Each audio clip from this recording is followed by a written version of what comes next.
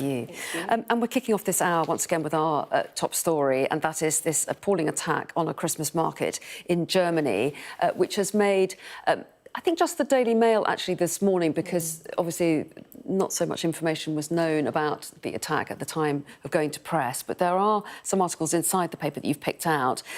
Alicia, the Eye has covered this, and a really terrifying in there about this car speeding into people in this Christmas market. It really is, and as you say, because of the time that the papers were published, there seems to be various different facts and figures, because obviously all of them were published at different times, and now the story has developed and the authorities know a bit more, that the number of casualties seems to be being reported a little bit differently everywhere, but what we definitely do know is that it's a very serious and very severe attack. I mean, you know, dozens of people injured, a few dead, and just a really grotesque and awful, violent and really indiscriminate act of, I don't know what to call it. Yeah, well, of violence, certainly. Yeah. And that figure is correct as far as we know, 2 confirmed dead and just under 60 injured. 15 of them we understand to be seriously injured. So there are concerns that, you know, the death toll could potentially rise, but we'll hope that it doesn't.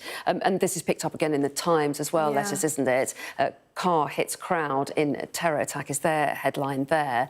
And of course the authorities now will be quick to start investigating. They have arrested a suspect and have given out a few details about that person, saying that they're a 50-year-old doctor originally from Saudi Arabia but had been living in Germany for many years. But there'll be a lot of questions now trying to establish some kind of motive. Questions. And as you say, you know, the information is coming out pretty fast right now in dribs and drabs here.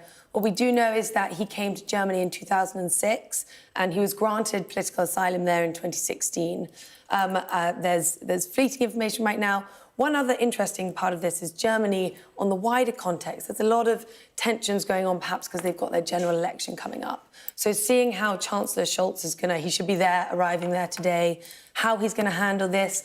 We know that the right-wing party been growing in popularity, and a lot of them, their sort of basis has been based off of this, you know, immigration has got too high, needs to be cracked down on. So as the general election approaches in the new year, this will probably be something that will play into them getting a lot more votes and support. So it'll be very interesting to see how it goes out in the wider context. Well, it'll be interesting to see if the political parties do reference it at all. And as we say, early days in terms of detail, and certainly we're not clear on motive as yet. Let's move on, though, to some other issues and some domestic news. And the front page of The Eye this weekend focuses on railways, different rail companies' performances. And some of the figures are quite shocking, really, aren't they?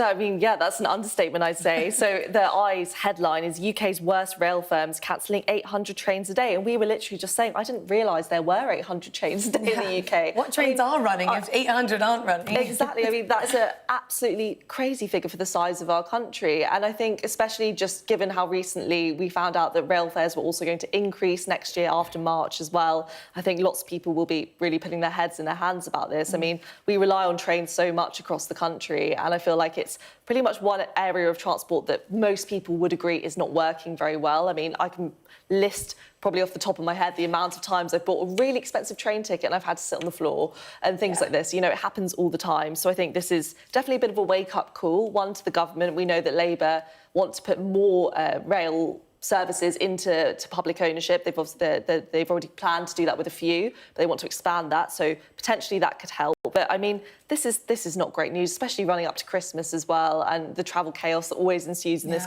time of year. And the one thing, when Labour came into power, they were keen to try to see off the rail strikes, weren't they? Although there is one railway line that railway company that is their managers are going on strike starting on New Year's Eve, which will be a bit uncomfortable for Labour, given that they hope that they'd wrapped all that up. It's so uncomfortable, and also this always seems to fall to the customers again and again. There was in The Eye, they're saying, you know. It was Great Western Railways are saying you've got to limit the amount of luggage that you're bringing with you because we can't accommodate it, so stop bringing supersized luggage with you. And then another railway line is telling you, make sure you arrive with enough time because there might be delays, or there might be this or there might be that. It always seems to be the customers that are falling short in this. Like you're saying, sitting on the floor when you've paid £100 to get to Manchester is ridiculous. I feel like we've settled quite often, time and time again, for a very poor standard in terms of our trains, the infrastructure, and all of that. And things do need to change, and very soon. And this, I think, just highlights how much needs to change. Yeah, certainly that's something that gets a lot of people irate, isn't it? Let's turn to the front page of The Times now, and they lead on a story connected to weight loss jabs, which we have been hearing an awful lot about. Yes, Yeah. I mean, this is the rise of jabs like Ozempic. I know it comes in various different forms now, and just how popular these are. I mean, there's been countless stories since the rollout of these weight loss jabs about how people are abusing them and about how people who are not considered clinically or morbidly obese are actually taking these drugs when they don't need to. And we don't 100% know what the long-term effects of taking this are at the moment, so it could be more detrimental to someone's health.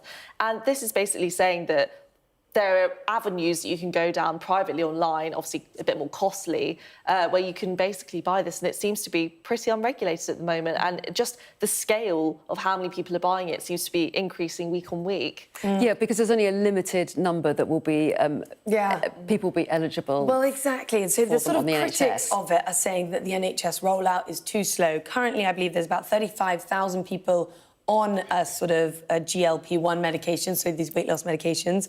And over the next 3 years, they'll hope to get it up to 220,000 people. But the number of people who will, are clinically obese, have a BMI of over 35, in the UK alone is something like 4.5 million. For the next 3 years, if they've only managed to get it up to 220,000 on the NHS, that is just too slow for the people who need it. And then, obviously, the NHS is saying that the people who might not necessarily need it, taking it away from those who need it by getting it privately, is sort of taking all the product for themselves. So there's this sort of fight that's going on that's who's going to be... And if it is regulated, the Times report here has said 53 online pharmacies have been found which are selling it. But how many of those have been investigated that they're not selling something that's not quite a GLP-1 medication? Yeah. We don't actually know. So there People are is these potentially taking dangers. quite a risk. Yeah, exactly. We're out of time for the moment. We will see you again in the next hour for another selection of papers. Thanks both for the moment.